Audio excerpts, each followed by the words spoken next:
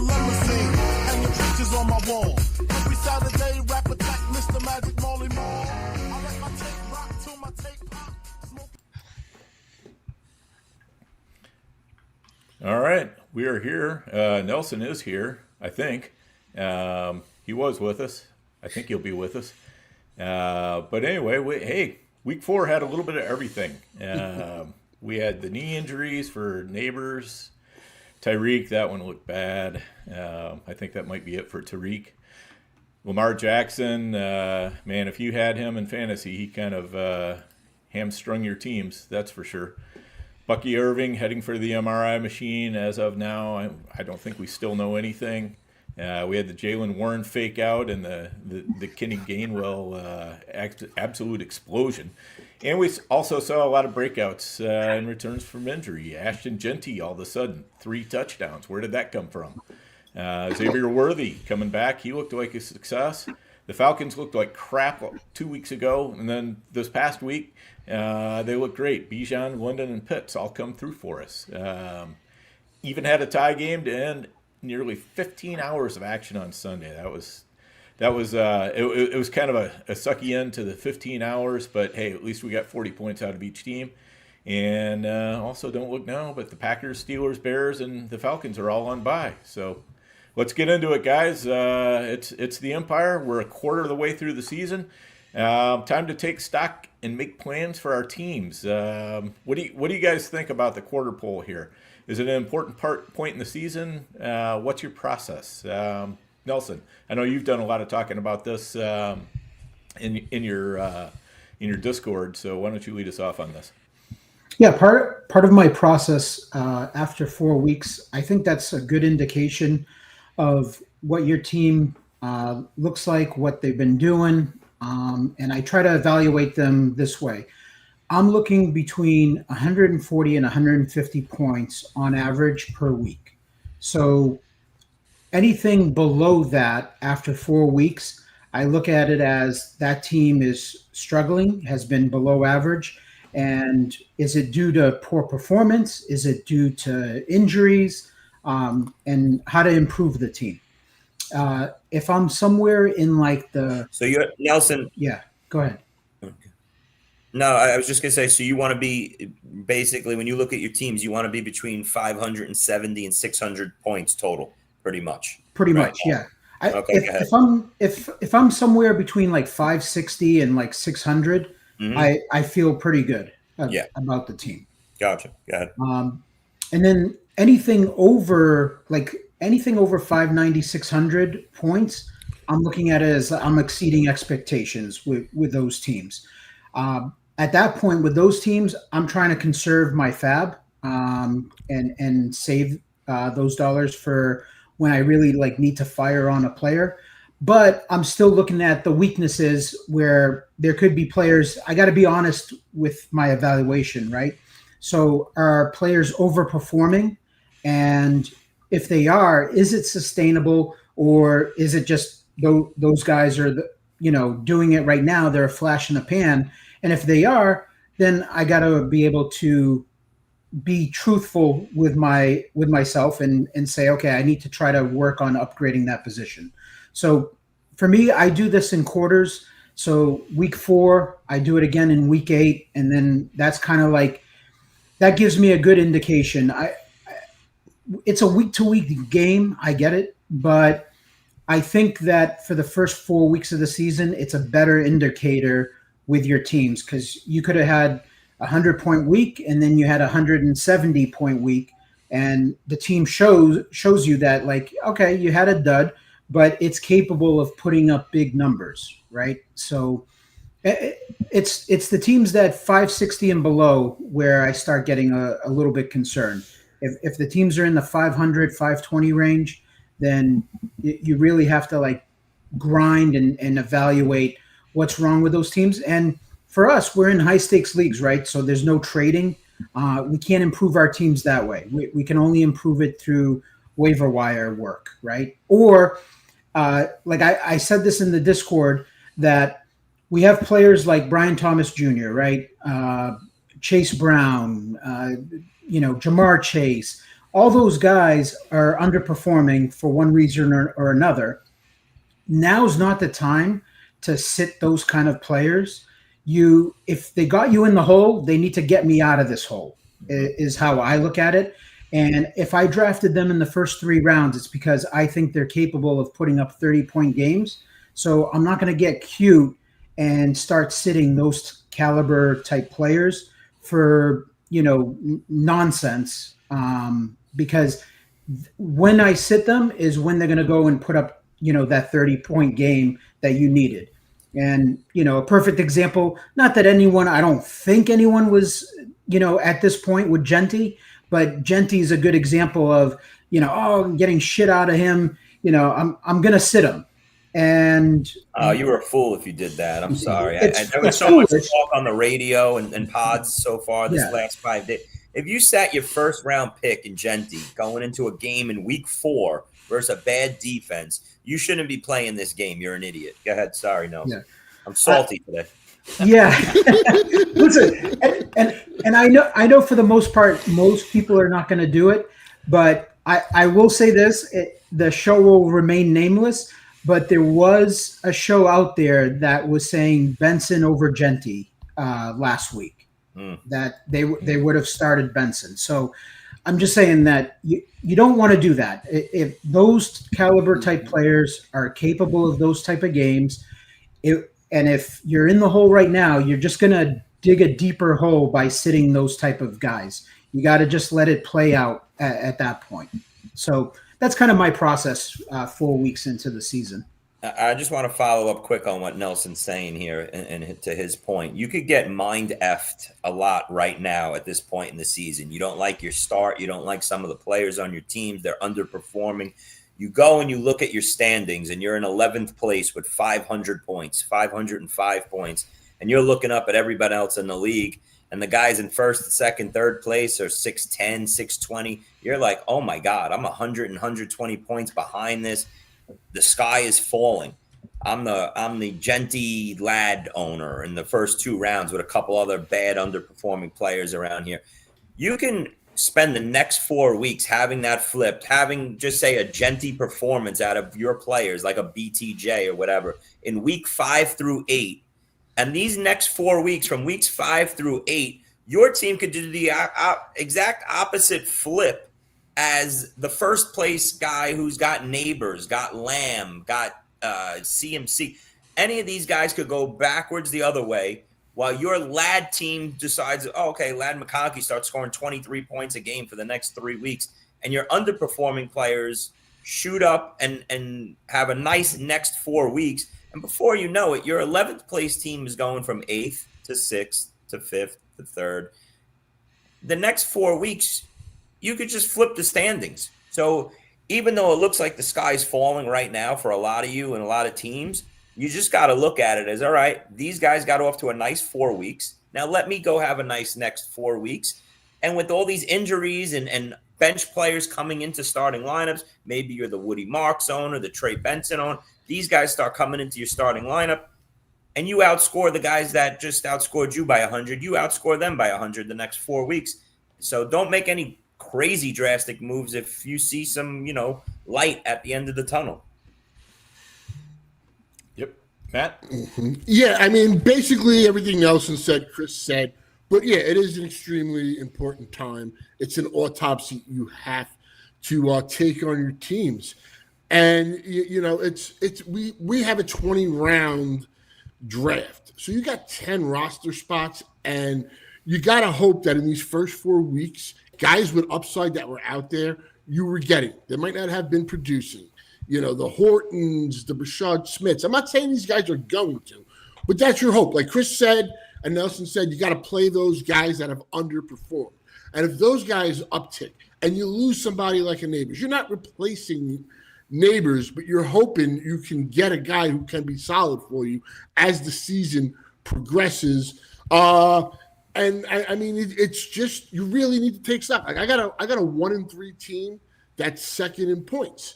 So, that sucks that I'm 1-3, but I'm second in points. I have 1-3 teams that, I'm like 10th in points. That's where I'm concerned. But if you have a 3-1 team and you're at like 540, 550, which could possibly be, doesn't mean that you're blowing the doors off of anybody. You're just, it's falling right for you in certain situations. So, yes, you got to play the long game. These next 2-3 weeks at FFPC, the next 2 weeks for me, I look at it as the halfway mark in a regular season, crucial. Next 3 weeks, NFFC, halfway mark. And you're hoping after that week 8, like Chris said, that's flip. You do take stock, though, after 4 weeks, because I think now you have a clear picture of who's going to be good, who's going to be below average, and you start to really get a good feel after 4 weeks now. And I feel that way. I think we all do. After those first week or two, you don't know what you're looking at right now. You don't know what's going to stick, what isn't going to stick. But after 4 weeks now, I think we know who we want to be in on, who we want to be out on or sit for a while. And, hopefully. Well, Chris, as you're saying, yeah. Look at Genti, how that just flipped. Look at Hampton. I understand there was the Najee injury, but even in the game versus the Giants, they lost all. The guy was just a beast. Like those runs were what you were drafting him for when he was going early third, and he's involved in the pass catching. So, yeah. Yeah, I think the main point is that, week 4, as Chris just said, that's the point where you can really start to believe in what you're seeing instead of just thinking, well, is this going to hold? Is this not going to hold? And also we start to get to the point where we start seeing, perhaps some of those zero running back guys, the Woody Marks or, RJ Harvey from last night, and these guys start taking hold. And, then that can paint a different picture for a team, that's maybe sitting at about 500, 520 points. And all of a sudden you realize, hey, I got Harvey, I got Marks. Maybe I started him this week. Maybe I didn't. But at least now I can feel better about starting those guys moving forward. We're starting to get into bye weeks. And that's another important point is, sometimes you have teams that are really good, all the way down, and you've got some decent backups. And other times you've got teams that are just like as thin as can possibly be. Maybe you've got a good starting lineup, but your backups are just crap.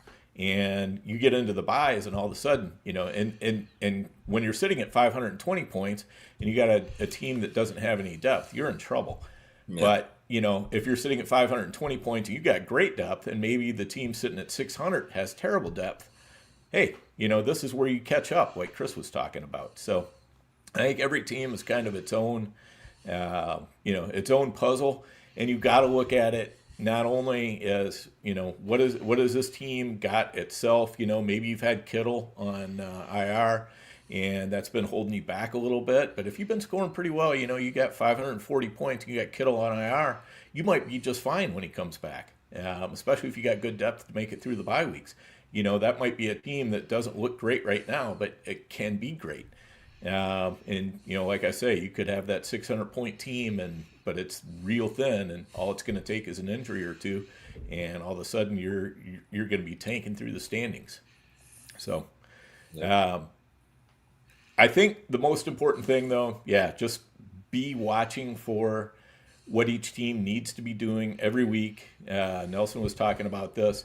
You've got to just, honestly assess where are you at, what are you going to do, how are you going to do it, and just get out there and do it. So, and you're going to start seeing some teams, just it's not their year. You're the neighbor's owner, and you don't have much depth, and now 2 of your other starters are on a bye this week. Now you're gonna, you're really gonna have to manage your teams well these upcoming weeks, because when bye weeks come in and you don't have the depth and you've already dealt with a couple injuries, that's when you start taking some beatings. And it's tough you got to survive these weeks. If you're those teams, get healthy, get some players back, hope that some of your bench players become hits when they're maybe not playing well the first 4 weeks, and go from there. But it's time to get going now.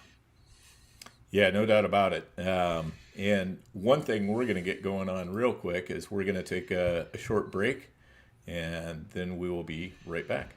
I know you're sad draft season is over, but just because the NFL season starts doesn't mean the drafting stops, because Fast Draft has the Flex 6 Frenzy. You're drafting 6 guys for the Sunday slate against 9 other competitors. It's fast, it's furious, it's fun, and as with everything on Fast Draft, there are no salaries. Woo! So go to draftfaster.com, get the app, use your host promo code for a $50 deposit match. Now let's go start drafting faster.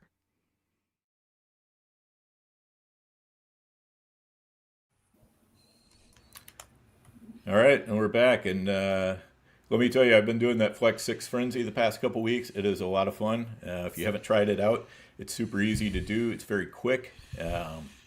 You can even have the computer draft for you. You don't have to.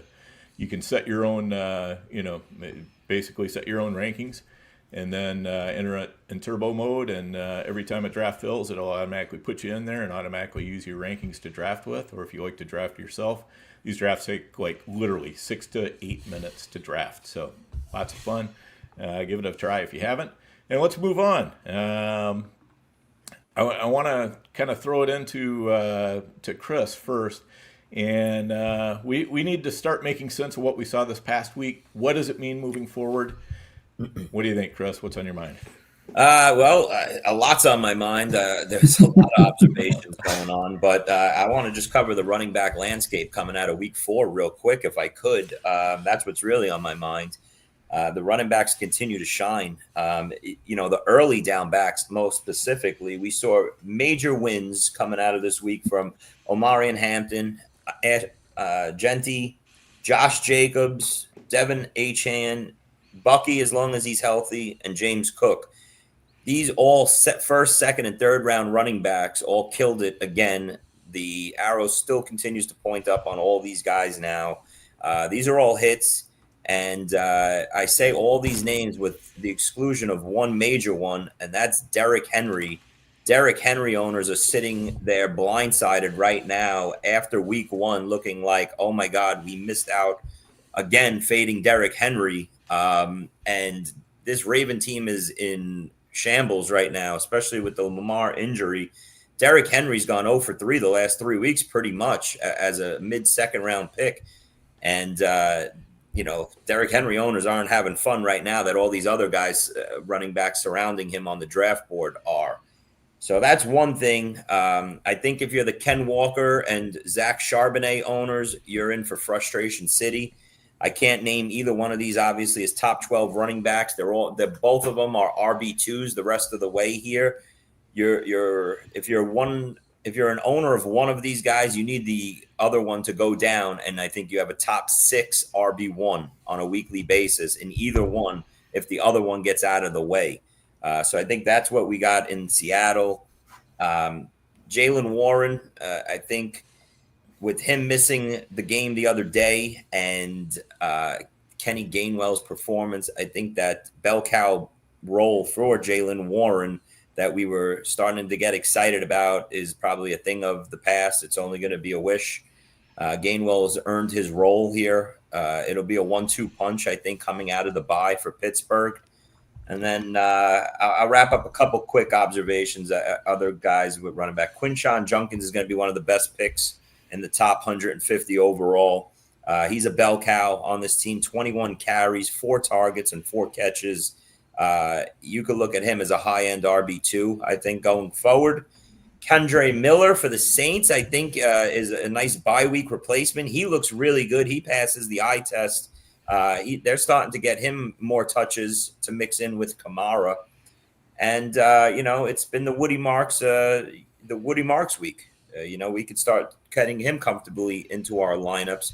And I'd be remiss to say, Cam Scatterboo and Javonte Williams, 2 guys I don't have any shares of. They're big hits going forward, major wins if you're their owners again. So that's just a quick overview of the running back landscape. Some high-end guys, some low-end guys, some mid-tier, 0 RB guys. But, you need a lot of these names, I think, to be successful in fantasy this year. Well, I'll continue on what Chris was saying. I'll stick to the running backs. I'll do wide receivers next. But just the Ravens real quick, as a real team and maybe your 1-3 fantasy team.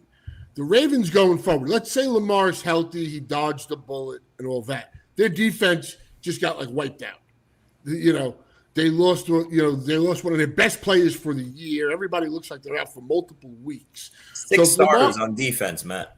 Yeah. So if Lamar is healthy, This is the caveat we're using. It's gonna, they're gonna have to score points. They're in a weak division, so that really helps them. Yeah. But they're gonna have to score points. Maybe a guy like Bateman, if he's on your wire or something. I know at FFPC, I don't think NFFC, but just saying, like, he probably needs to be more involved going forward. Derrick Henry, like Chris said, the last 3 games, 115 yards total and 1 touchdown. Maybe Keaton Mitchell finally gets activated and we get to see what he can do, even though Justice Hill, is always catching passes and scoring touchdowns. And the other running backs that Chris didn't talk about that I'll just add on, like we saw last night in R.J. Harvey, who had 98 total yards. He should have had at least another 30 yards in receiving with a possible touchdown. It was a high throw. He got his hands on it. But if that ball's delivered properly, good chance he's off for a touchdown, or at least it's a 30-yard reception. So that was a big positive there with him. With Trevion, it still remains frustrating. He gets the goal line carry. Gibson comes in. The 2 things I took away from that to try to be positive with this is they didn't give Stevenson the goal line carries. They went to Gibson and Henderson. They had 2 really big screenplays in the passing game, but they went to the tight ends. Hooper got one in the first half, and then Henry got that busted screen that went in the second half. So I'm hoping at some point, and let's hope. We're still hoping. It's going into week 5, Matt. Okay, let me finish my point. My point. No, go ahead. My point with the hope. Jameer Gibbs, rookie season, had 39.5 points after 4 weeks. Trevion Henderson has 37.4. So they're basically equal to that. I think at some point go backwards. Didn't his snaps go backwards this year after everybody thought it was the Trevion week to break out? Everybody thought he had what? The other guy had 13. He had 12. It's a shit show. It's a 3-man back. Yes. But also that game was done at the half. I mean, it was 28-6. They were not coming back at all. And the fourth quarter was, what's his name? Dobbs came in. But I'm just making that point. Right now, it has been a losing proposition. But I think at some point, if this team is going to take the next step, he's going to have to do that. Last guy I'll mention is the weekly Rashad Smith reference. As Dan mentioned on Twitter, ding, ding. That slow burn. We saw him get 4 targets, 3 receptions. I have to give you, Matt. Yeah, that I have to give you. That's a good call by you. You've been preaching it for a month and a half now, and he's starting to get more and more work, and he looks good.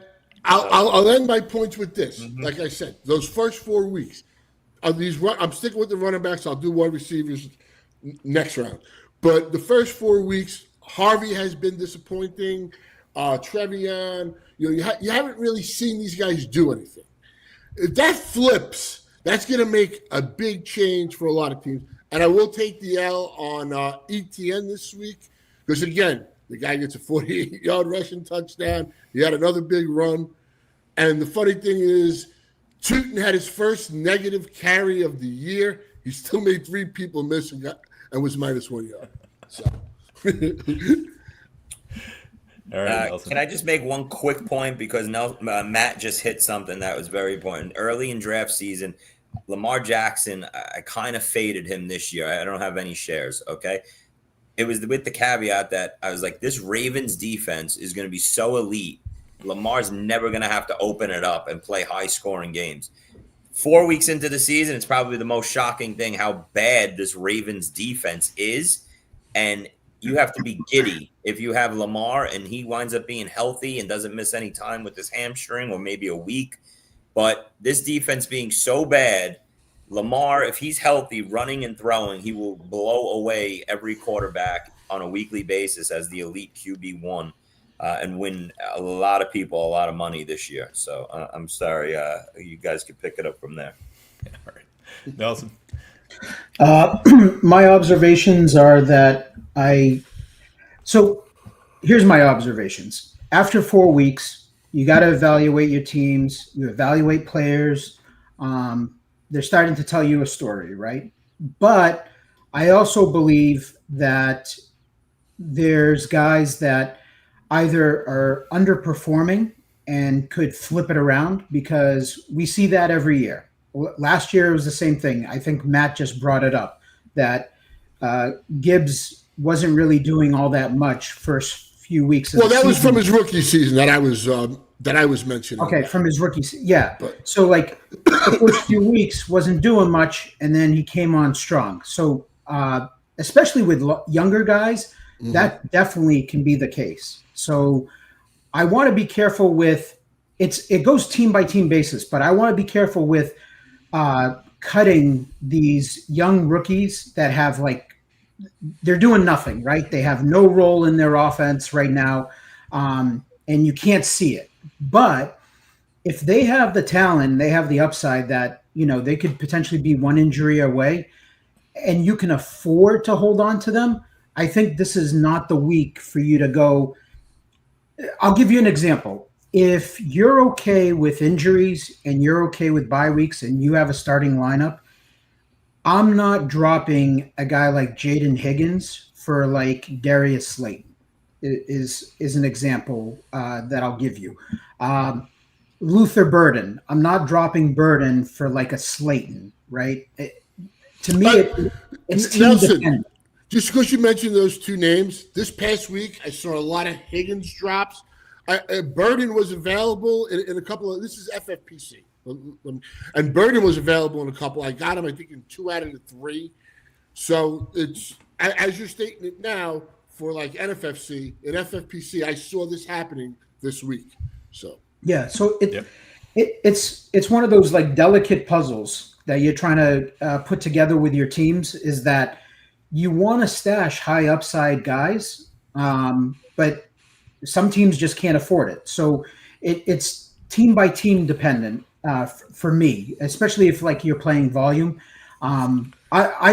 My disclaimer is my warning is don't go dropping guys that don't really necessarily have a role right now and haven't done crap, and they're kind of a rookie wide receiver, because I'll give you countless examples of if you look back to Garrett Wilson's rookie year, he hadn't really done anything the whole year, and then he turned it on from I want to say it was maybe week 8 or week 9 on. He was really good. Amon-Ra St. Brown, same thing. He was a low draft pick, kind of an afterthought, and then all of a sudden he turned it on his rookie year. So even though it looks hopeless right now for a lot of these young guys, I would try to hold them as much as possible, because those are the Darius Slayton is. I wrote it up in my Fab article. Darius Slayton is a veteran, solid wide receiver that will get you through the bye weeks. He's gonna get targets. He plays full snaps. Okay, nothing wrong with that. But Darius Slayton is not a game breaker. Okay. Mm-hmm. He's not breaking fantasy or being a difference maker. So I'm always looking for those kind of guys, which can get me in trouble with some of my teams, because what it does is when bye weeks come and injuries hit, I will have a little bit of depth issues on some teams of mine compared to, other league mates in my league, where they have more of the veteran guys and they can plug in a guy for 12 points. Whereas I've got a shit ton of Tesla and Jaden Higgins and Burden and these guys that I can't plug in my lineup, in a pinch. So that's one of my observations. The other observation that I wanted to make that I do think is legit is Drake May right now is quarterback 4 in fantasy. And I think you're starting to see him ascending, which it's a little bit of a victory lap, I guess. But I believe that he had that type of upside, and I think it's going to continue. I don't think it's a flash in the pan where he's just gotten off to a hot start. I actually think with his running ability and everything and in a legit offense with Josh McDaniels, because he's not a good head coach, great offensive coordinator. And so I think if you have Drake May, he's a legit starting option from this point forward. And Nelson, just because you're on Drake May, here's a point in the last couple of weeks versus Miami and versus Carolina. Their special teams just scored at least, I think, like 3 touchdowns or put him in like 3 or 4 spots. Like, they blew that game open against Carolina. He threw 17 passes. He had a total of 3 touchdowns. The week before, they got the special teams touchdown. Against Pittsburgh, they fumbled inside the 5 twice. He threw a pick inside the 5. So, yes, I think it's very encouraging. You just need a little more volume in that passing game.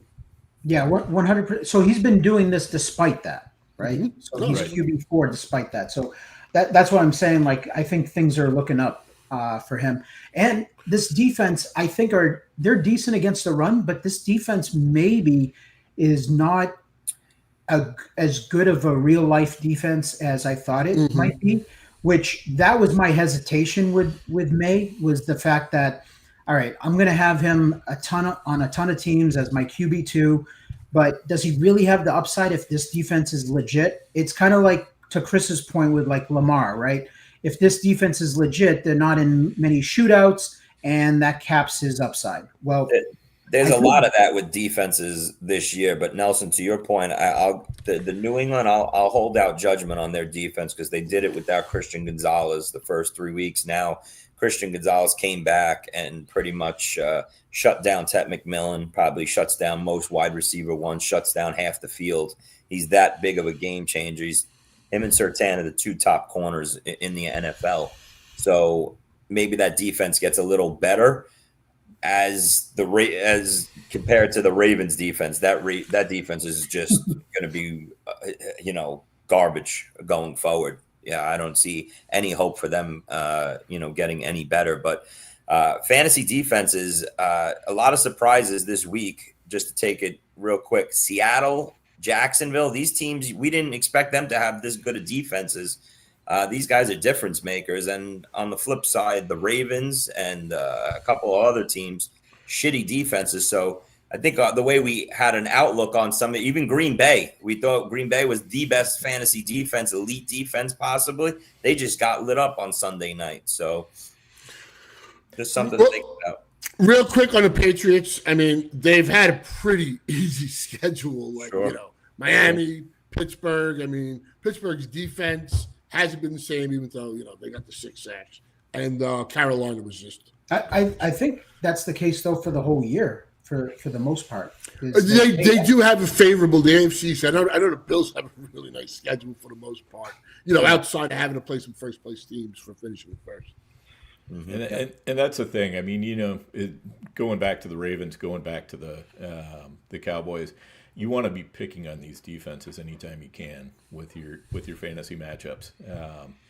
When you've got a team and you're not sure who you should be starting, you definitely need to let those defensive matchups tell you what to do.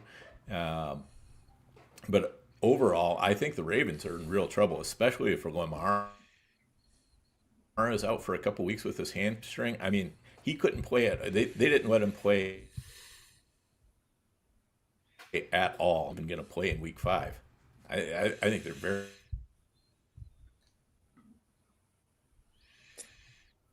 I think you're going in and out. Yeah, did you lose Dan or no? All right, let me continue on my point, because I think we lost Dan for a little bit there. Yeah. My other observation that I wanted to make quickly is I was holding out judgment. I wanted to wait a couple of weeks. I thought week 1 was flash in the pan. Week 2, okay, maybe, but like we're 4 weeks in, and I think Quentin Johnson's legit. I knew you were going this way. He looks like Megatron his last 5 games.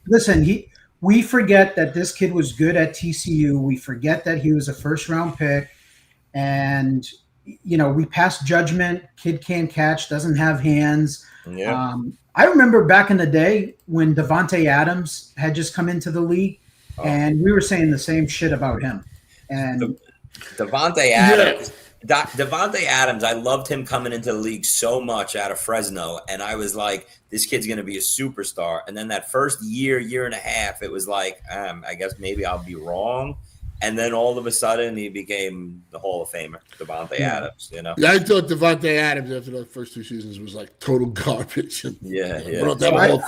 Sometimes it takes a while, but I don't like, I said it last week about this Chargers offense. It's the most interesting team to watch and tune in on every week because of all these pieces. I don't know, like, are people have to start ranking Johnson as like a borderline wide receiver 1 going forward, and nobody wants to pull the trigger and just put Ladd as like a wide receiver 3 or 4. Nobody wants to believe it yet, but how much longer before we say, all right, listen, the 2nd round pick was really, Johnson, and maybe the 10th round pick was Ladd. Like, how many more weeks is it going to keep going? I don't want to go overboard. I'm just saying we can't keep eating these stats. Like, Ladd legit was 1 catch for 11 yards, and QJ just blew up again, And he had a horrible drop. So here, and there's still Keenan Allen eating every week. So, I mean, it's great for us I'm going to save it for my wide receiver observations. I'm going to say this, though. I think if you were fading Ladd McConkey because of Keenan Allen, I think you were wrong on that. And because they're able to sustain 2 legit wide receiver 1s right now on this offense. It's just, we didn't expect fucking QJ to be the guy that was going to be a monster this year. So you were technically wrong on that. Like, if you faded Ladd because of Keenan, because excellent point. Herbert in this offense can definitely keep 2 legit wide receivers as like startable wide receivers. We just got it wrong as far as who the 2 wide receivers were going to be. So my other observation is, because QJ's legit and Keenan Allen's a pain in the ass and is still not washed and is good, I am worried about Ladd McConkey. Worried was 2 weeks ago. This is complete panic. I think it's a legit. I mean, listen, I don't think any Ladd McConkey owners are going to start sitting Ladd McConkey going into week 5. Maybe I'm looking at that wrong, but when they put him in, I'm sure they're putting him in like that. You know how we all do it? Like, you go from that wide receiver 1 spot locked in, you put him in the flex. Gotta put him in the flex now. Motion. Yeah, you got to wake them up. Yeah, we got to wake these guys up. That's it. You're on notice. That's my example that I say, like, listen, this guy got me in this hole, and now he's got to get me out of this mess. Yes. McConkey's one of those guys. Like, he was your 2nd round pick, at early 3rd in some leagues. Listen, you can't start sitting him. So it's either your team's dead in the water with McConkey or he revives it. Wait. You can't, like, with Ladd McConkey, what you're saying, like, listen, we already attended the funeral the first 4 weeks. We can't go miss the after party. Like, it's one or the other. You got to stay around afterwards. Well, I mean, look, let's look at this. Let's look at the wide receiver apocalypse with 3 guys. BTJ, AJ Brown, who is still awesome. It's just the way they're playing, and Ladd. Now, BTJ and Ladd were 2 of the best wide receivers last year in the second half of the season. So, as Nelson has said, Chris has said, you can't just give up on these guys. One, just for draft capital you have. I mean, who are you putting in to start over them is the other question you got to ask yourself. So, I mean, I'm looking at those 3 guys especially as really like hamstring, really just hurting your team immensely at this point. And, excuse me, and at some point, the Chargers just need to get Ladd going. We see this time and time again. I mean, BTJ is just too good of a talent, and AJ Brown is AJ Brown. So, I mean, look at the second half of the Tampa game. What's his name? Was 0 of 8 passing. I mean, they had that. They really dominated that game outside of 2 broken plays with the Ibuka touchdown and then the tremendous touchdown by Bucky. But outside of that, they really dominated them. Yeah. I will give you guys, speaking of BTJ and AJ Brown, my friend had sent me a text. This was a couple of weeks ago. I don't want to start like too many rumors, but it's a fun one. He's saying that you're going to see at some point this year AJ Brown traded to the Patriots. Oh boy, they're not mad. All right. Well, we'll see. Nothing surprises me, but you don't mess up a Super Bowl champion that's 4-0. You don't start putting the eggs. What's the saying? Scramble the eggs, pretty much. I mean, I know AJ Brown's probably miserable there, but he's still getting a paycheck. He's still on a winning team. The formula sucks for the receivers, and they're not going to pay off their. Go ahead. Did you watch that game? I watch him every week. It's pathetic.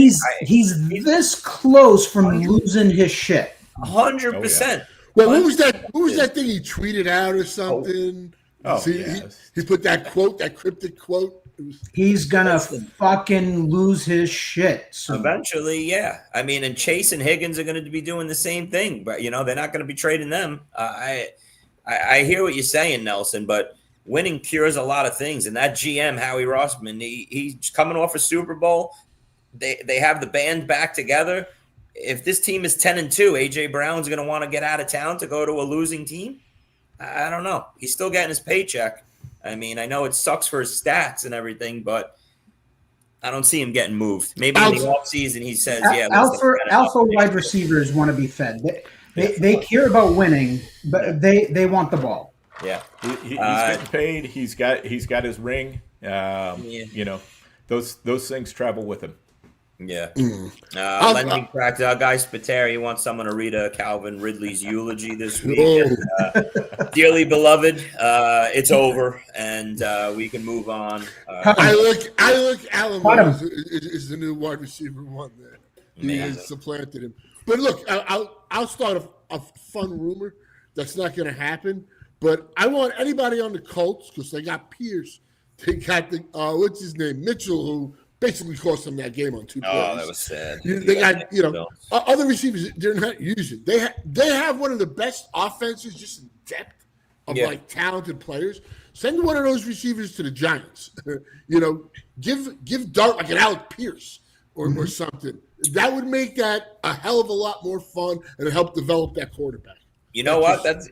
I was just when you brought that up, Matt. I was like, no way, because their offense is clicking. You're not going to move it. But an Adonai Mitchell for a draft pick, I mean, to New York, and let him be a young wide receiver to play opposite Slayton and with Wanda in the middle, that would be fantastic. But I don't think the Colts move. I don't think they're moving like Adonai Mitchell. But if you're playing fake GM like we do, that sounds great. His separation score is so insane. I mean, he's dropped a lot of passes. He made that bonehead play in the end zone and cost him on the JT touchdown. Another fun team. I mean, early in the season, we all do this. I'm sure there's teams that I love watching the Chargers games. I love watching the Colts games right now.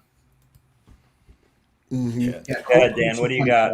Dan, is your AOL dial-up working again, or the hamster fell asleep? We're gonna start. You've got mail.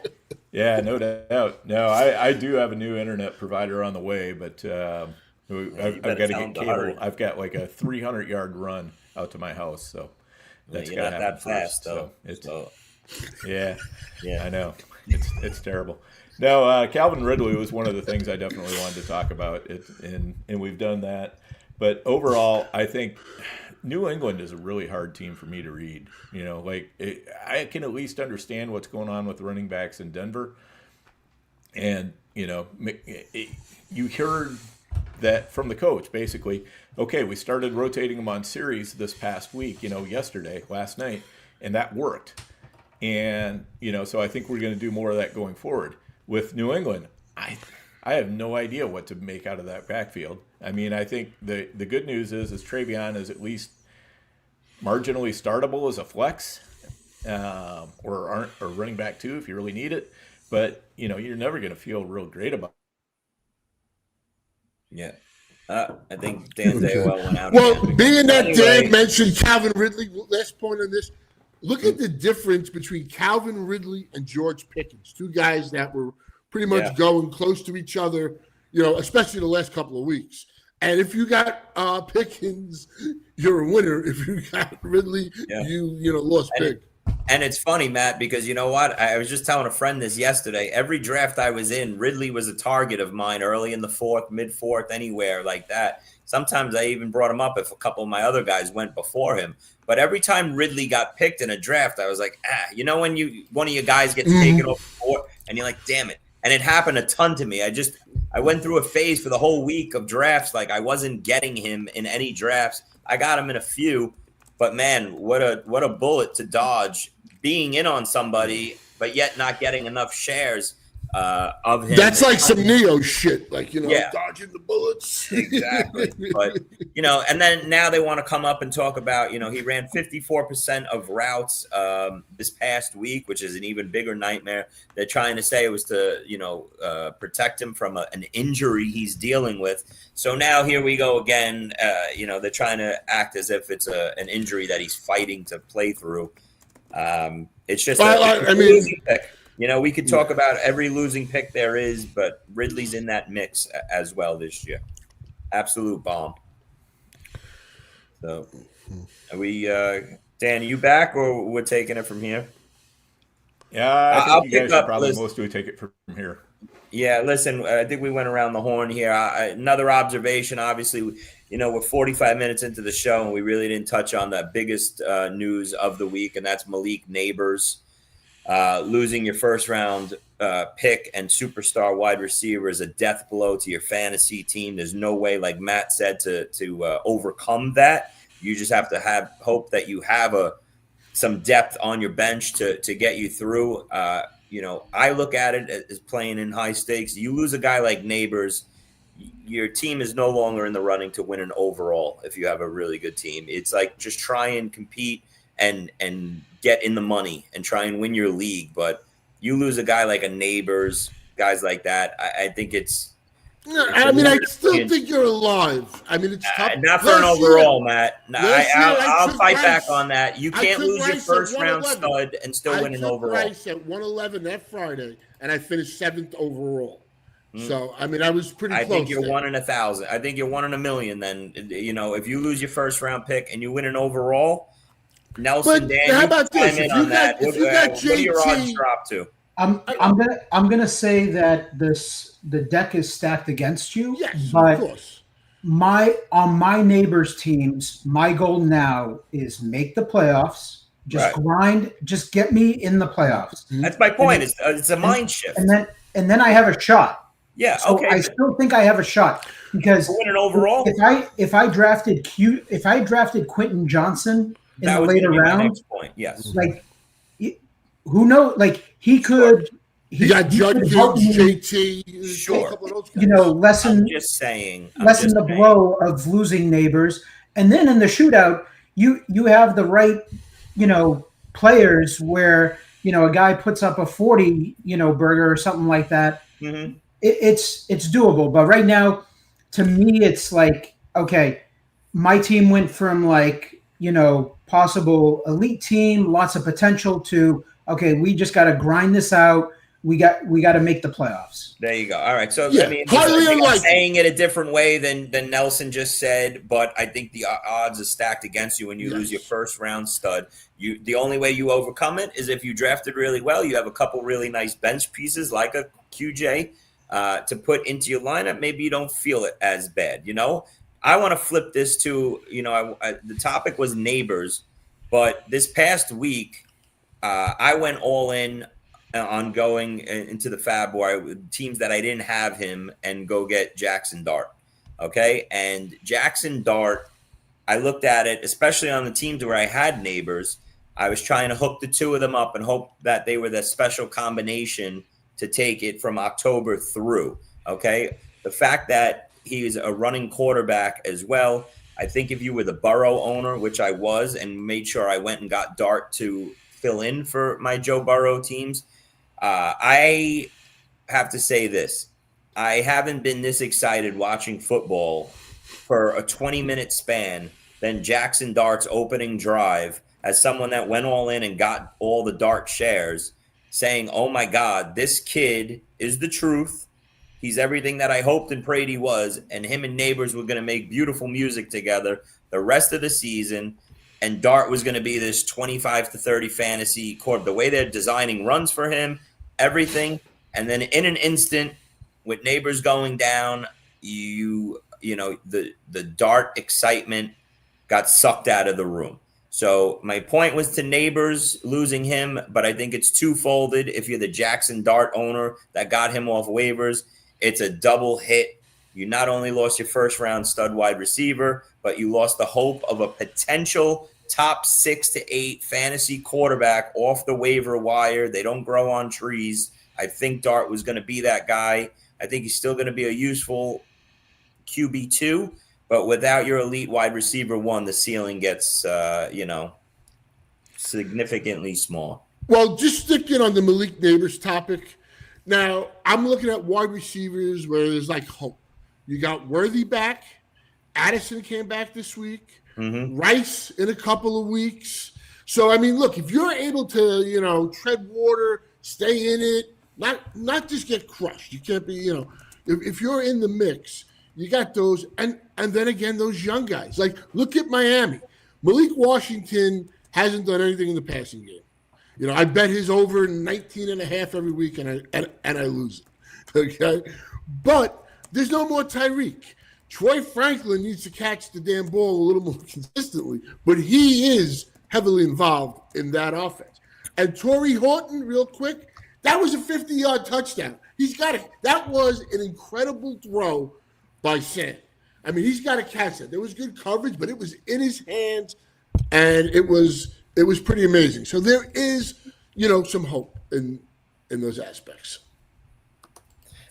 Real quick, that Joe Carlton comment right here, that's potential. I mean, I don't know if the Giants make a move like that, but if the Bears just want to play this for the future and move DJ Moore to the Giants, I don't know if the Giants at 1-3 go and make a move like this. I think if their record was flipped and they just lost Neighbors, and they were a 3-1 team, maybe they make a move like that. But for DJ Moore with his contract, probably a third rounder, fourth rounder, nothing crazy. But maybe they love what they have in Burden and they want to get him on the field more. And DJ Moore is frustrated, and they say that's it. We have our elite wide receiver 1 in Rome Odunze. And we have what we have with Burden. So and Zacchaeus is a solid 3 in the slot. So they wouldn't feel it that much. They would gain a draft pick and move DJ Moore to help out a young Jackson Dart. I mean, that's just a perfect world situation right there. Another team to look out for is Washington. If Terry McLaurin, and I'm praying every day that Terry McLaurin goes on IR, as someone has 0 shares of McLaurin. And Nelson, real quick, I saw you doing the same thing. Me and you both were sharing a brain and fab this past Wednesday without even talking. We both were putting bids on Luke McCaffrey. And I was shocked that a lot of my Luke McCaffrey bids were in the 50 to 70 range, and they were unopposed. And I saw you doing that as well in a couple of spots. Was your thought process the same as mine with, I think Terry McLaurin is going to IR? Because I wanted to just touch on that topic real quick. Yeah, I was looking at it as I think he's going to be playable the next few weeks. I was a little disappointed in the snap share, though, this past week. That surprised me. He caught the touchdown and everything, so the box score looks nice. Yeah. But it was Chris Moore that was running out there, just empty. Chris Moore's back. Like, I feel like this guy's been around before. It's like Hutchinson in Houston. Like, just out there running, like getting cardio in, right? It's just empty fantasy snaps.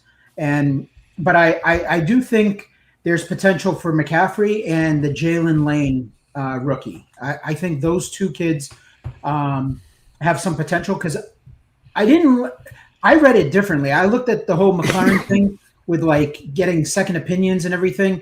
Yeah.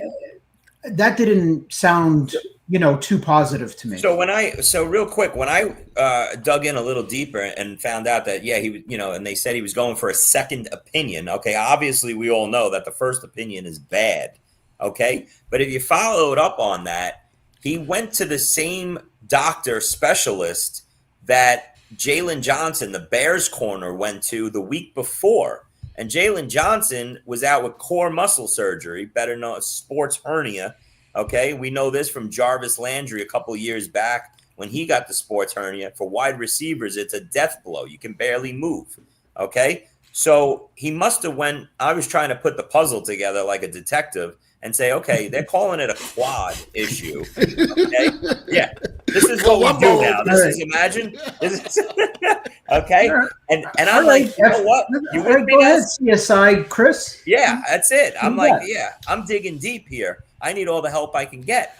And I'm saying to myself, all right, they're saying it's a quad issue, but he's visiting a sports hernia core muscle surgery guy opinion just to say, like, confirm it. And then he's going to get placed on IR. And when we went into Fab Wednesday night, I was trying to jump the gun and take a shot on a guy that if Terry McLaurin goes on IR, Luke McCaffrey's going to play a really nice role in this Washington offense for the next 2 months. They haven't placed him on IR yet. I don't know if they're just waiting to see a week or two if it heals okay or if he feels better, but I still think that's a possibility here. So Detective Chris rests his case, and we'll see. Yep. One thing that was not mentioned on the show that I feel obligated to mention is the Michael Myers reference for Ashton Jesse. Like, his stance. And, like, why would they even messing with this guy's stance anyway? Like, hey, it worked. He went stand backwards for all I give a shit. Yeah. If you're going to run like that. Yeah. I could care less, but he looked real good in that. Mm-hmm. Nelson, Matt, one of you want to take the next observation? Nelson, you can go first. I'll go after you. Yep. I'm trying to think what other observations I have. So Nelson had one observation and he moved on. That's it. So I'll jump in real quick then, if you don't but I mean, I'm trying to stay grounded in terms of, like, observations, trying to not get too high on guys, not try to get too low on guys, and just kind of try to process things logically, rather than get too, like, hot-headed or too excited. Yeah. Right? No, you have to at this point. Matt, did you touch on your wide receiver observation, or you were getting a hit that? Because I had one too. Kind of similar to yours. I was making the I did pretty much Worthy, Addison, Rashid, and then the rookies. So do that, then I'll talk quarterbacks. Well, I just want to tack on two names because that was one of my observations. I think three major winners this week: Xavier Worthy, George Pickens, and Jalen Waddle. These three guys, you drafted them in the third, fourth rounds of your drafts. Waddle was actually third, fourth, and fifth. These three guys were actually my three highest owned wide receivers.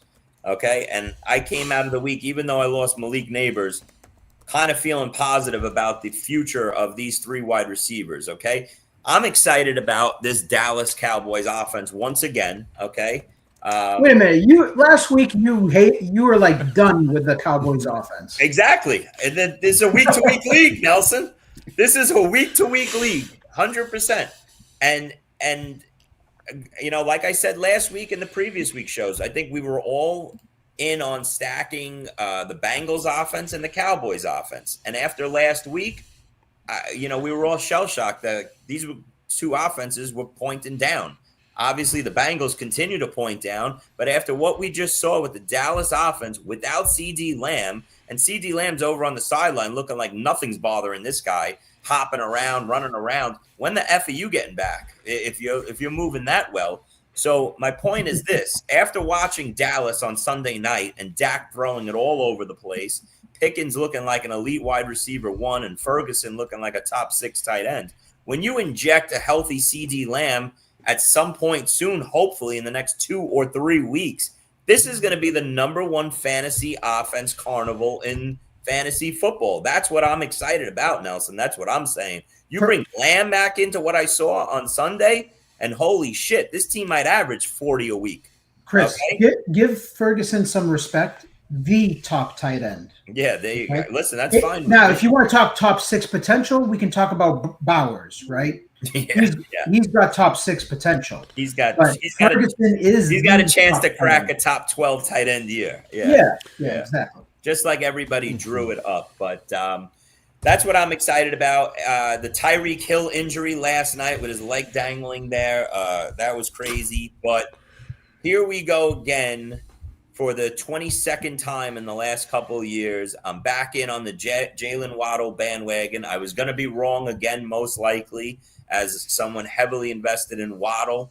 But Waddle's the clear one now in this offense, guys, at wide receiver. I know we all love Malik Washington and the ghost of Darren Waller appeared again. But my God, if Jalen Waddle doesn't get 10 targets a game going forward here, this is potentially league-winning, type of player here. You're getting a guy that you got in the 5th and early 6th round, and he could give you wide receiver 2 production going forward. Did it take a Tyreek Hill injury? Sure, but half this game is luck, and Waddle owners are going to get lucked out probably here if they don't make any moves. I'm hoping it's we get a big boom from Malik Washington. That's asking a lot, but he does seem to have. He's playable. He's flex worthy now, Matt, going forward. Yeah, my observation is with the whole quarterback situation. Like Lamar, I'm sure he tweaked his hamstring. They were getting kind of blown out at that point too. So I'm hoping that it was more being cautious. They probably weren't winning that game. Let's live to fight another day.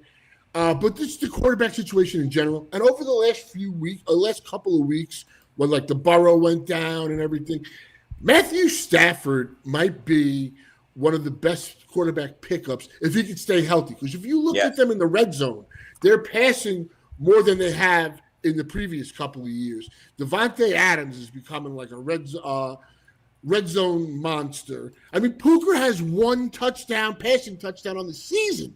I mean, he's got more yards than God, but he's only got, I think, one touchdown receiving. He ran for one against Tennessee. And you look at the backups. You look at these guys. Like, look, I understand the Texans won, 20. They scored some touchdowns. But again, Stroud, he had 233 yards. Did he have to throw a ton, to win it? No, but that's like his slump buster.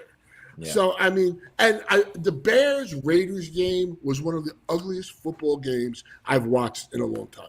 The Bears should have put up 50 points. I mean, Geno threw like 3 picks, or they had fumbled. They had the ball like on the 20-yard line or in the 20-yard line, the Bears, the whole game. And what I didn't understand, I think Moore maybe has a shot at getting traded because they want the draft picks and stuff, is Luther Burden only getting 2 screens. Cole Kmet led the team in targets with 9.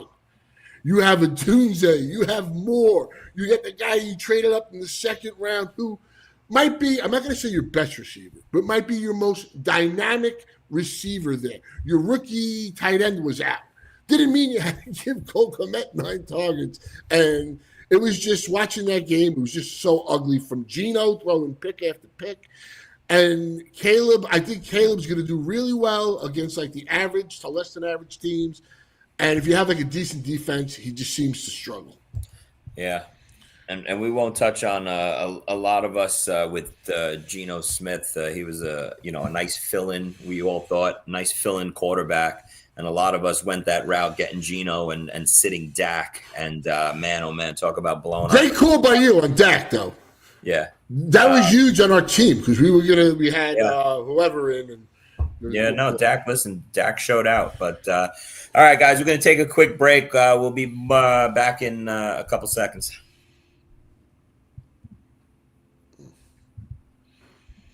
And we're back. By the way, Nelson, great job, buddy. That's it's usually Dan's role to do the breaks and everything, and coming out of the breaks, he's the professional here. We're just 3 amateurs.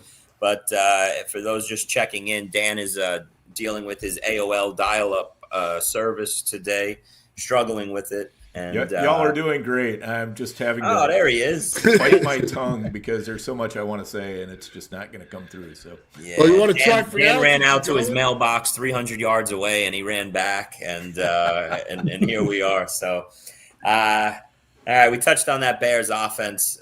What else you got, guys? One of my observations, I want to try to come off the ledge if we own Jamar Chase and T. Higgins and Chase Brown with this Bengals offense. But it's hard to do because last night I was just hoping that they were going to be able to move the ball and look like they can function. And it was very similar to what I was hoping to see from the Dallas Cowboys minus CD against a really tough defense. Was like, you know what? Let's run the ball. Let's get a few yards. Let's stay ahead of the sticks. Get the ball out of Dak's hands real quick. Don't allow Micah to take over the game. No sacks, so we're not sitting there at like 3rd and 15 type situations. And the first drive looked promising with the Bengals. And yeah, can you hear me? You good? I hear you. Yeah, and now you froze for a second too. I think we're all struggling here today. Yeah. So with the Bengals, like after that first drive, it just went back to like the same crap, which to me is like the biggest issue is the offensive line. Okay. I'm probably making excuses for Jake Browning a little bit. It sounds like it, but I still think that from 2 years ago, Jake Browning hasn't changed. He's a capable quarterback, knows the system. I think the issue is the offensive line, and the other part of the issue is the coaching. And I think hold on 1 second, Nelson. Wait, let him finish this. Let him finish. Okay, he was talking about offensive line. So with the offensive coordinator, good offensive coordinators can kind of mask and hide a little bit of the deficiencies with the offensive line. And that's what you saw with Schottenheimer with Dallas, right? The Cowboys were missing CD. They were missing key offensive linemen, okay? And what did they do? They said, hey, we're going to get the ball out of Dak's hands. We're going to run the ball. Yeah. We're going to play solid, football. And then once things loosen up and the Packers say, hey, we're going to go one-on-one with Pickens, okay, game over. Like that's when we're going to go and we're going to take those shots one-on-one. The Bengals should have followed suit and done the same thing. And all you saw was like Browning back up, and he's throwing it deep to like down the sideline to Higgins and Chase. And there's no crossing routes, where you're just trying to get the ball out real quick. Some quick outs to the sideline. Just get the ball out of Browning's hands. He's keeping the ball. He's tapping. And then like the rush gets in real quick. So that was very disappointing to me, seeing that from the Bengals. After that first drive, there was just no life to them. They couldn't figure it out at halftime to try to mount a comeback. So for the teams that I have Chase and T. Higgins on and Chase Brown, I'm concerned. Like I know it was a tough 2 starts going against the Vikings and the Broncos. That's tough, but this team has enough talent on offense that there's no excuse for putting up 13 points, I think, in 2 games and just like not looking like a legit NFL offense. They're legit with the Titans. Probably 2 of the worst offenses right now to watch, and that's saying. Imagine saying that 4 weeks ago that the Bengals are in the Titans. Same sentence. It's the worst offensive line play I've seen since like a couple of years ago with the Giants. Yeah, the Giants had that clown show of an offensive line, and it's the same thing all over again.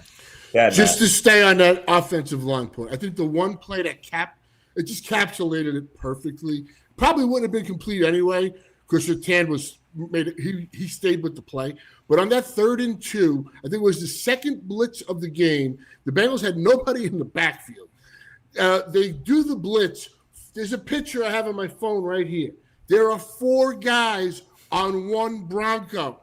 4 guys, and the other guys are just running in. I mean, that just encapsulated like everything Nelson said. That was the point I wanted to highlight. I mean, it was just such an atrocious play. All right, I want to take it to this level. Obviously, as the number 1 overall pick, Jamar Chase, you're never sitting him. I don't care what type of team you have. You have to live and die with Chase in your lineup. You're going to have some weeks like the last couple where it's just an average game that you could get out of your wide receiver 6. But there's a lot of wide receivers. We touched on some of them already, still killing you every week in your lineup.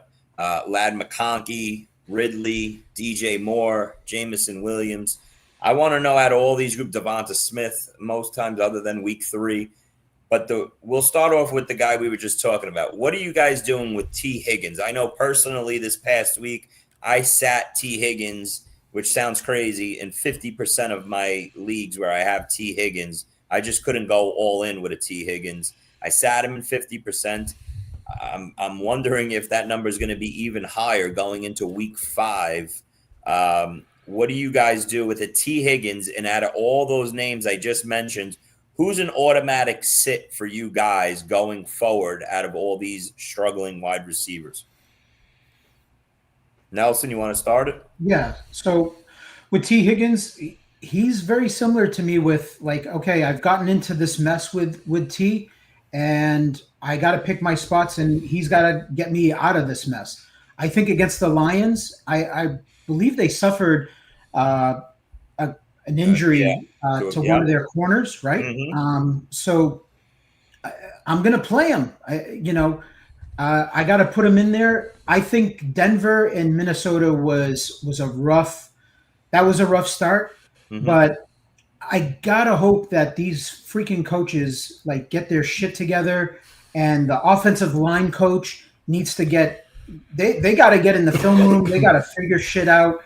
They got to get these guys to know what the heck they're doing on the offensive line, and I think that there's better days ahead because again, the offense is too talented. It's not a situation where we look at it and say, okay, the offense is totally void of talent. There's no wide receivers. There's no running back. Like the Bengals have it.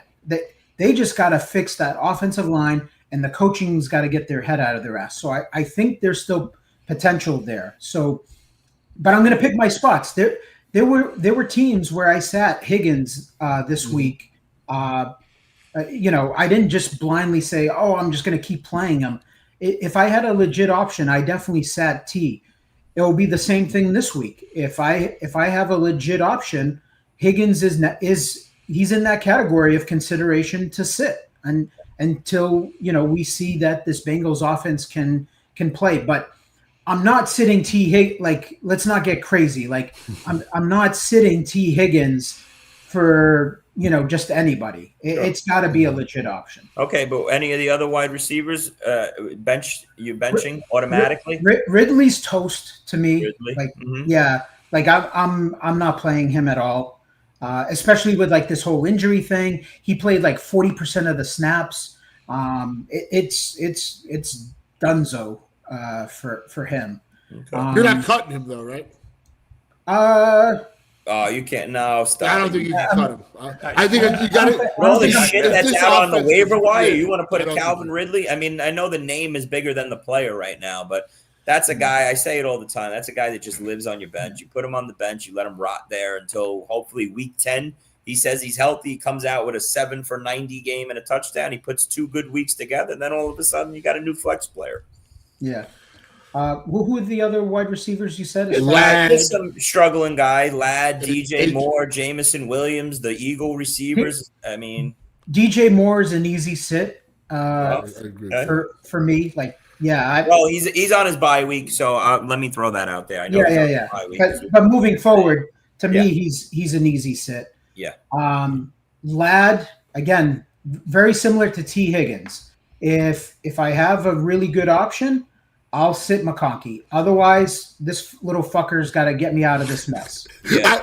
I agree. And the hope with Ladd this week is like what we saw against Washington this past weekend, where Atlanta early on just fed London, and they need to get him right.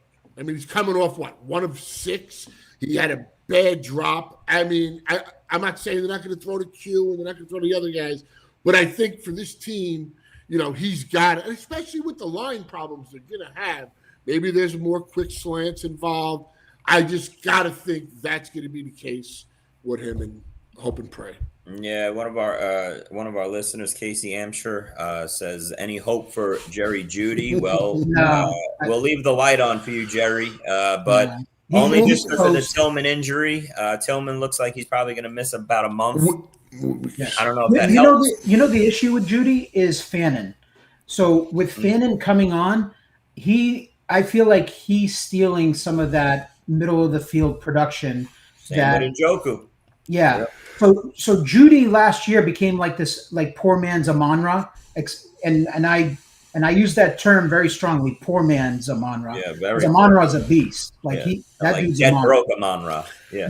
Yeah, Poor, exactly. Broke. Yeah. Well, Judy did finish as like the third wide receiver 3 at the end. He was Listen, Matt. That's why he was going in the 6th round of draft this year.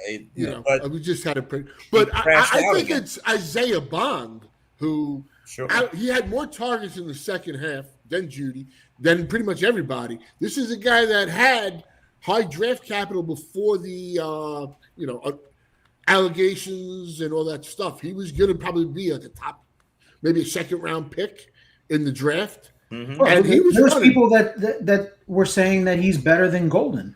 Yeah, and he's running. He ran a lot of routes in that second half, got targets. So I think what you're hoping for the Browns is it's got to go to Dylan Gabriel, and we got to see what this kid has, because you can't just keep throwing Flacco out there every week. He's throwing air punts. Nelson, you just touched on another guy. Matthew Golden's been a disappointment to me. When you were watching that game the other night, he started off the game great with the 45-yard catch. But as the game got later on, he's off the field a ton, okay? And they got Wicks and Romeo Dobbs, obviously, with Kraft and Golden's out on a lot of these plays. And I thought Golden had a chance starting this past week versus Dallas to emerge as the wide receiver 1 in Green Bay, and maybe go from there as like a useful, like locked in top 3 on your fantasy team in the wide receiver position. It went the opposite way after this week. I don't know if you guys looked at it differently. Golden is easily on all my benches that I have him in now. Yeah. I mean, for me, it's the situation in Green Bay for the last several years. You have a talent like Jaden Reed. He only plays 60% of the snaps. Watson doesn't play all the snaps. And you have these – look, Romeo Dobbs in real life just scored 3 touchdowns. And that seems to be his guy. And as long as I guess he's there and they make Wicks run the cardio on the other side, Yeah, and you got to still love what you see out of Tucker Kraft. Yes. Locked in. I think after, we talk about the 4-week picture of fantasy and everything, I think by now, after 4 weeks, you can – when you look at the tight end position, you have a star stud pick in Tyler Warren. You have an unbelievable pick in Tucker Kraft. The George Kittle owners, if you've stayed above water in a couple of weeks, you're going to get a major piece back because the San Francisco offensive pieces are falling one by one, all banged up. Kittle's going to come right back in and be an elite top 3 tight end if he's fully healthy. You look at everyone else there, Njoku's a bust. Ingram's a bust. Hawkinson is dead. He's terrible. Kelsey and Andrews, we know what the tight end position looks like on a whole right now going forward. I think clearer than any other position. Did you mention Laporta? Did I miss that one? Laporta is more on the dead side. I think he's more with the corpses. He's better than Hawkinson. Yeah, that was a great matchup for Laporta to this point, right? Say that again. I think Hawkinson's outscored Laporta.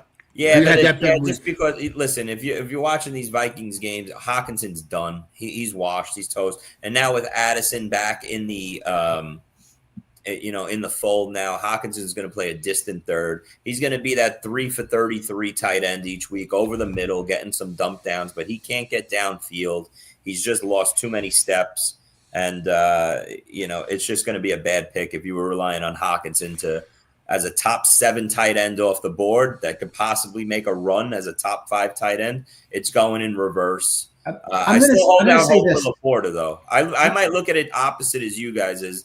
Laporta's like it hasn't been a good start other than week 1, I believe it was with Laporta, but at least he's in a good offense. And as long as Jameson Williams hasn't taken that step up, one of these 2 guys is probably going to have a decent week on rotation after Amon-Ra in the pass game because the Lions throw it enough. Laporta here and there will drop his 6 for 70 in a touchdown week, and then he'll go back to being the 4 for 30 guy on most weeks.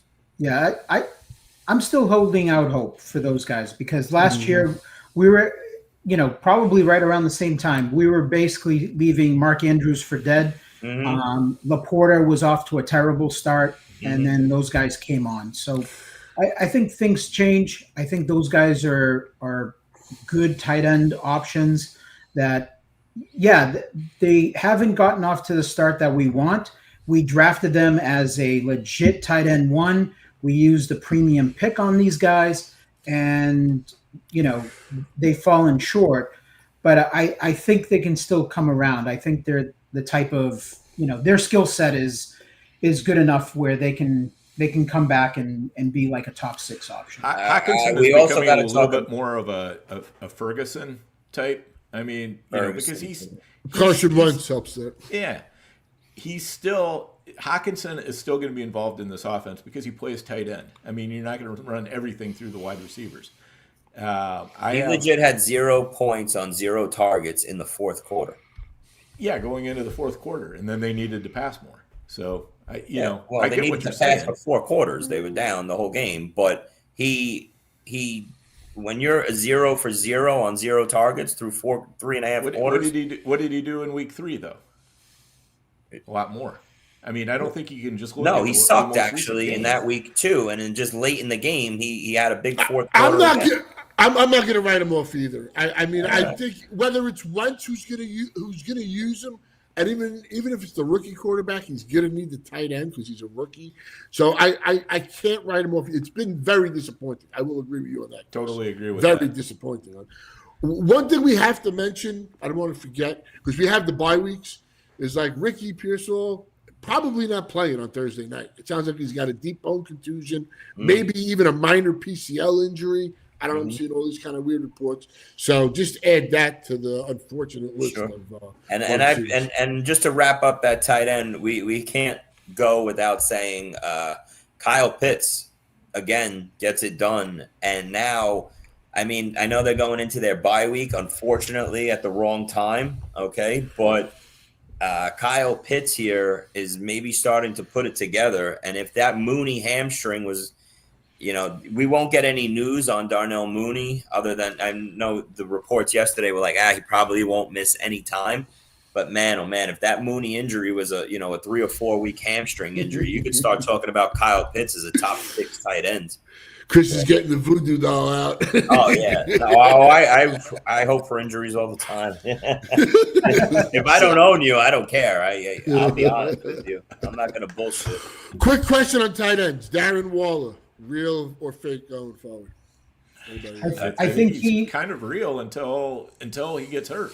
Basically, as long as he stays healthy, he's going to be a legit red zone target. And you could do worse at tight end right now. He's going to be involved, and I think for like FFPC type of leagues, he's going to command some big dollars tomorrow, especially with the Hill injury. Nelson, that was my next topic. Was give us a preview of your Fab article. Who's like the top guy to go after? Because I think it's a little murky this week. Who stands out to you as like a big bid? Anybody? As far as a big bid, I don't have anyone, any big bids. Like the receivers, I think Malik Washington and Darius Slayton fit a need on a team.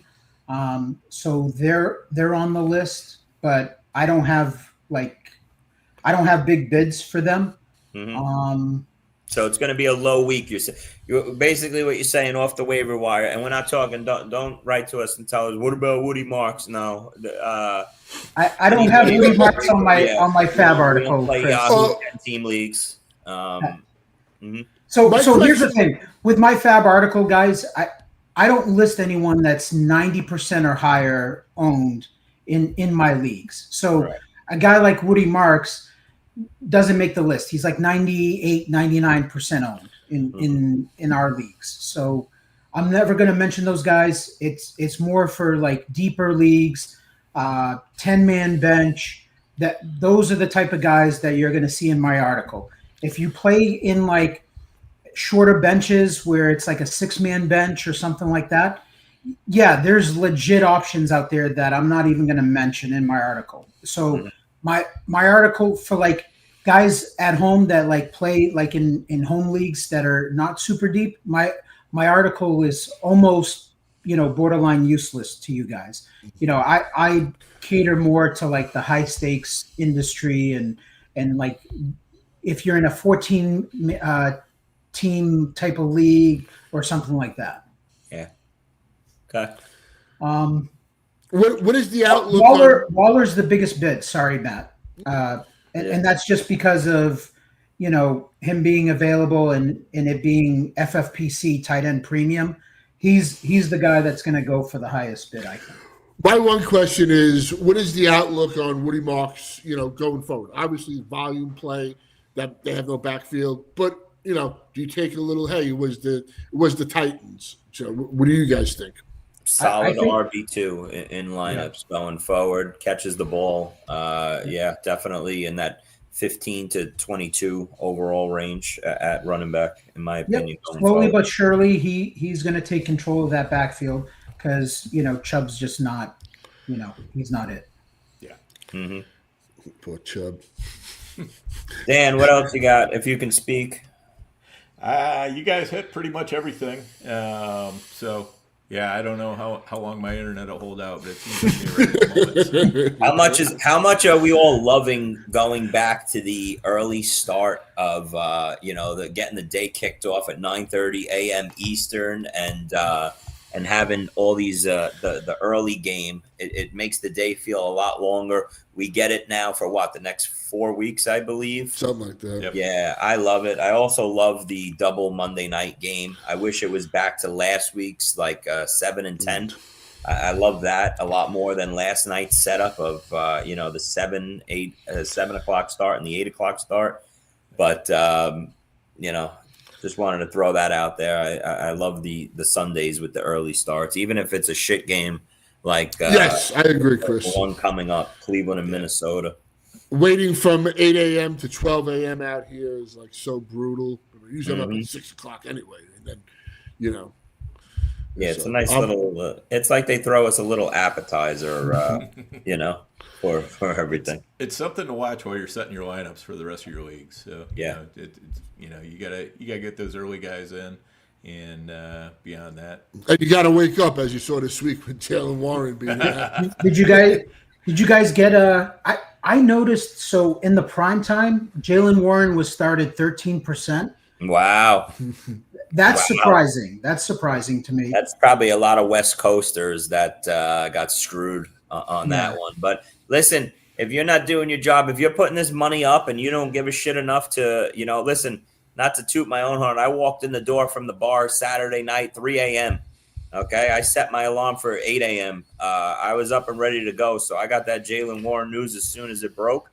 Sunday was a struggle, don't get me wrong, but if you want to play this game and you want to, don't half-ass it, you got to be ready. You can't wake up at 1 o'clock and go, oh, what? Jalen Warren was inactive? I missed the game. But if you're doing that, you're going to have sharks just killing you on a weekly basis.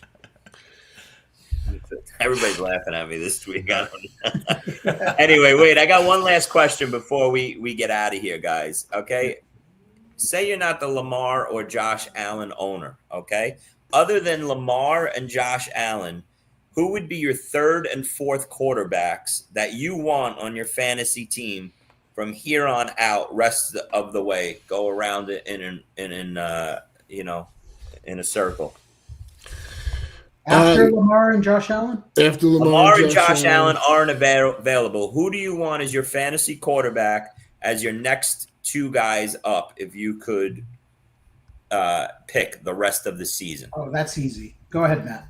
Okay. I mean, a healthy Jaden Daniels would be one. Oh, not on my list. Go ahead. And Drake May, No, okay. This guy. And I think it's going to get better. But. So Matt says Jaden Daniels, Drake May, third and fourth off his board at quarterback. Nelson? Give me Drake and Mahomes. Drake May and Pat Mahomes. Go ahead, Dan. I'll go Mahomes, and it's close between Dak and Drake May and Jaden Daniels, I think. Okay. But Mahomes definitely third. I have an easy Pat Mahomes third, Dak Prescott fourth. Those would be my two guys. So you guys have a little different. You the Drake May fan club, the fanboys over here. Yeah. Drake May fanboys, Nelson and Matt. We'll get T-shirts printed out for them. Listen, I could have easily said Dak instead of Mahomes, but with Worthy coming back, and he looks like a difference maker to me. Yes, he does. I honestly had no idea what to expect. I didn't play him in all my lineups. I have a lot of Worthy on teams, but I was happy to see what I saw because he's a difference maker. Then you get Rice back in a couple of weeks. Yeah. Yeah. That's why I don't be shocked if Mahomes makes a run at QB1. He was leading the team in rushing. First three. You know what? It didn't suck, actually. Week one, he had a really good week. Week 2 or 3, he had a decent game in one, and he had a 16-point NFFC score, and I think last week, which was bad. But came right back, dropped 38 fantasy points this week. And like you said, I'm thinking long-term here. Once you get Rice back in with Worthy, which, by the way, all us Xavier Worthy owners, we really dodged a major bullet, only losing him for a couple of weeks here. He hit the ground running. I think he is the difference maker, like you said. But, man, once Lamb comes in healthy to the Dallas offense and Rice comes in healthy to the Chiefs offense, you got to be really excited as the Dak and Mahomes owners. Worthy and Addison are like major life preservers that were thrown out to us this week after some brutal injuries and stuff. Yeah, but nothing's going to help J.J. McCarthy, Matt. He just plain out sucks. So you can Addison. It doesn't matter who can help him. Okay. Actually, McCarthy, that's my pickup this week. That's my sneaky pickup that I'm putting out publicly. It's going to be your sneaky drop in week 8 too. He's my sneaky pickup this Wednesday. I'm going to add on teams. Now that I let the cat out of the bag, I got to up those fab dollars a little bit. Move it up to $3 from 2. Nelson's sneaky pickup, which means listen. I'm in a lot of leagues with Chris, so I'm going to get McCarthy for like $2. Yeah, you got it. And you're gonna see the 1 next to it, just so I made sure you didn't get him for $1. Yeah, keep me honest. All right, boys, let's get out of here. Hopefully, no injuries in week 5, and we don't have to be depressed next week. Yeah, for sure. And we appreciate everybody joining this week. Thanks a lot. We love the feedback. Hit that like button, leave a comment, give us a review, whatever's appropriate, wherever you're happening to consume us. Good luck to everybody in the Empire this week, and we'll see you all next week. Hey, I want to thank you for being part of this broadcast. If you have any thoughts on it, leave a comment. If you enjoyed it, make sure you leave a like. And if you want to see more shows on the Player Profiler channel, subscribe to it. That's how we know you want more.